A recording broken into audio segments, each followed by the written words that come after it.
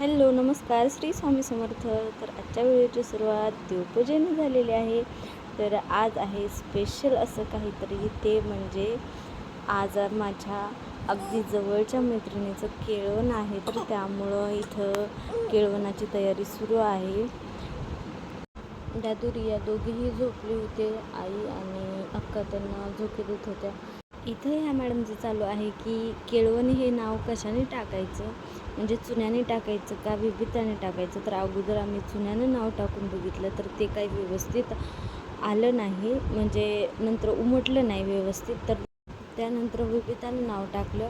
तर ही आहे नवरीची आई आणि आत्या. तर त्यांना थोडी घाई होती घरी, त्यामुळं त्या अगोदर जेवण करून गेल्या. तर इथं आम्ही सिंपल असं डेकोरेशन दोघींना केलेलं आहे. तर डेकोरेशन करायला खूप वेळ गेलेला, तर म्हणजे खूप वेळ झाला होता. तर त्यामुळं असं सिंपल असं डेकोरेशन केलं आम्ही पटकन दोघीजणींना. तर नवरीला आम्ही 2चा टायमिंग दिला होता, पण खूप वेळ झाला होता, म्हणजे 3 वाजले होते. तरी पण आमचं काही डेकोरेशन संपत नव्हतं. फायनली डेकोरेशन पूर्ण झालं आणि व्हॉइस ओव्हर करताना दादूने मला मदत केलेली आहे, ते तुम्हाला समजतच असेल.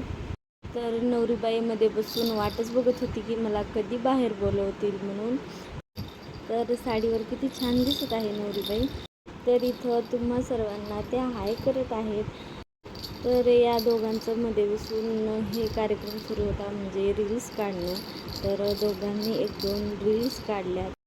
आमची मैत्री 17-18 वर्षाची आहे.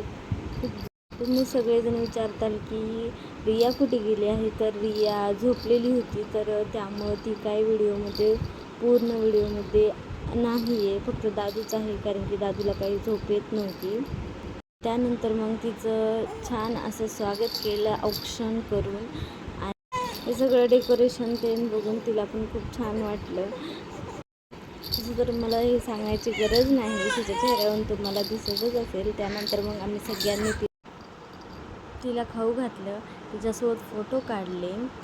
त्यानंतर मग आम्ही सगळ्यांनी जेवण केलं. तर चला तर मग भेटूया नेक्स्ट व्हिडिओमध्ये.